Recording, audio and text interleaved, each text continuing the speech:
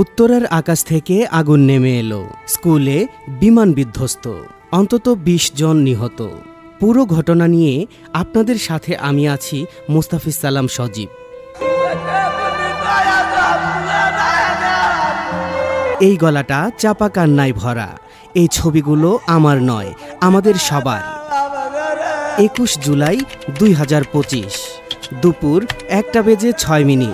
বইয়ের পাতা ওল্টাচ্ছিল, হঠাৎ যেন আকাশ ছিঁড়ে আগুন নেমে এলো। বাংলাদেশ বিমান বাহিনীর একটি প্রশিক্ষণ বিমান বিধ্বস্ত হয়ে সরাসরি আঘাত হানে স্কুল ভবনে। আর এরপর যা ঘটেছে তা ইতিহাসের এক ভয়াবহতম শিক্ষা প্রতিষ্ঠান দুর্ঘটনা। দেখছেন সেই ঘটনা, সেই ফ্রেম, সেই কান্না যা চাইলেও ভুলতে পারবেন না। F-7BG মডেলের একটি প্রশিক্ষণ বিমান উড়েছিল তেজগাঁ বিমান ঘাঁটি থেকে। উড্ডয়নের কয়েক মিনিট পরই তা প্রযুক্তিগত সমস্যায় পড়ে। পাইলট শেষ মুহূর্তে জনবহুল এলাকা এড়িয়ে বিমান ঘোরাতে চেষ্টা করলেও ব্যর্থ হন। বিকট শব্দে বিমানটি আছড়ে পড়ে মাইলস্টোন স্কুল ভবনের উপরে। দেওয়াল ভেঙে ভিতরে ঢুকে পড়ে আগুন। ধোঁয়া আর চিৎকারে চারপাশ আচ্ছন্ন হয়ে যায়। ছেলে মেয়েগুলো তখন ক্লাসে বসেছিল, কারো জীবনের প্রথম কবিতা মুখস্থ হচ্ছিল, কেউ হয়তো স্বপ্ন লিখছিল খাতায়। কিন্তু এখন অধিকাংশ দেহ পুড়ে ছাই, অনেকের গলা নেই, কেউ ছিন্ন ভিন্ন। ইউনিফর্মে আগুন লেগে শরীর জ্বলেছে।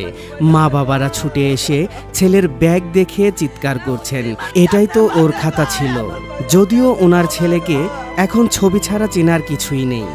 সেই মুহূর্তে চারপাশে হাহাকার, কিন্তু মানুষ থেমে থাকেনি। স্থানীয়রা, শিক্ষকেরা, ফায়ার সার্ভিস সবাই ঝাঁপিয়ে পড়ে। চোখে পানি, হাতে আগুন, তবুও তারা বের করে আনছে শিশুর নিথর দেহ। একজন মায়ের কান্না কেবল এই কথাই থেমেছিল, আমার ছেলেটা কোথায়, আমি শুধু শেষবার দেখতে চাই। প্রধান উপদেষ্টা, সেনাবাহিনী, রাষ্ট্রপতি সহ সবাই শোক জানিয়েছেন।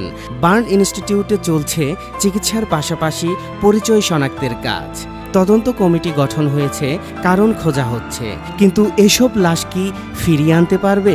এই প্রশ্ন রয়ে গেছে আমাদের কাছে। প্রতিটি শিশুর মৃত্যুর দায় আমাদের সবাইকেই নিতে হবে।